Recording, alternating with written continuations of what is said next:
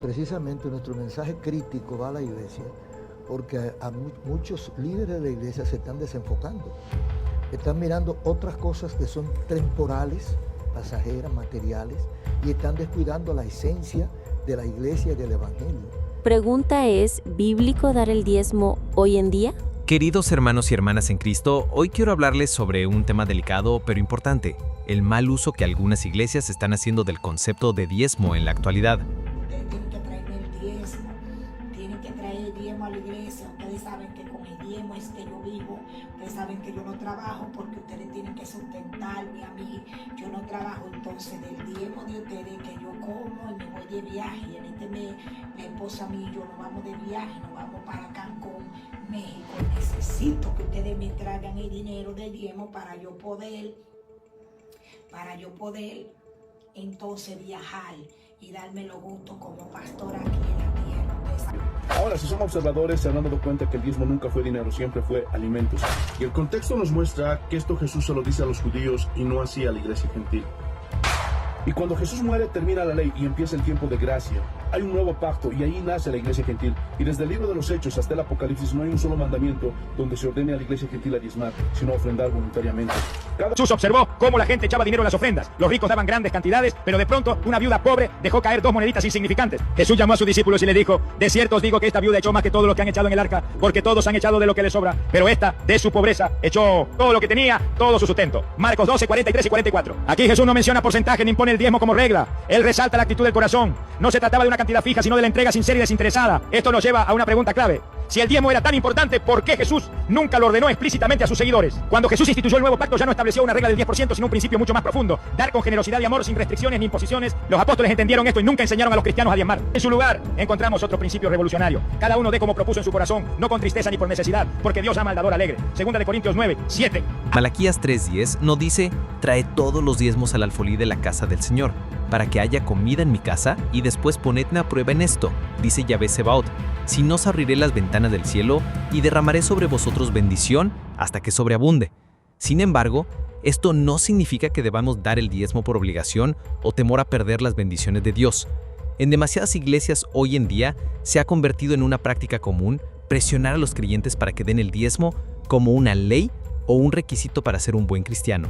Que ya vamos a tener el pequeño pastorcito, así que vayan preparando sus diezmos, sus ofrendas y regalos, porque ahí vamos a necesitar pañal, leche, toallas, ropa, víveres, beberones, ¿cómo se llama? Cariolas.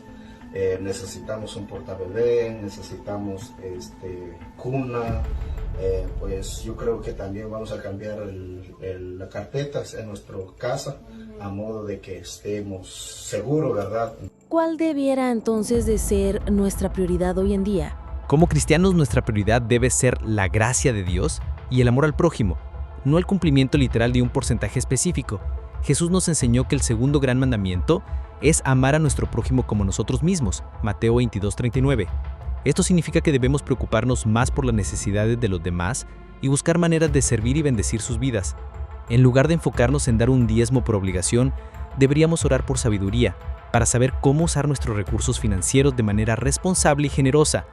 Esto puede significar dar más a obras de caridad, ayudar a los necesitados, apoyar causas justas o invertir en proyectos que beneficien a nuestra comunidad. Recordemos que Dios no necesita nuestro dinero. Él busca corazones dedicados a Él y comprometidos con su reino. Y ahí es que va nuestro mensaje precisamente, porque nosotros tenemos una alta responsabilidad. Cuando yo me descuido de hacer mi trabajo, entonces soy parte de los responsables de lo que está pasando.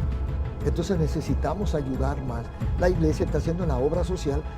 Lo que pasa es que la iglesia no publica, no tiene un periódico para publicar lo que está haciendo. Pero cuántas escuelas, cuántos colegios, cuántos talleres tiene la iglesia a nivel nacional, especialmente en la zona de la frontera.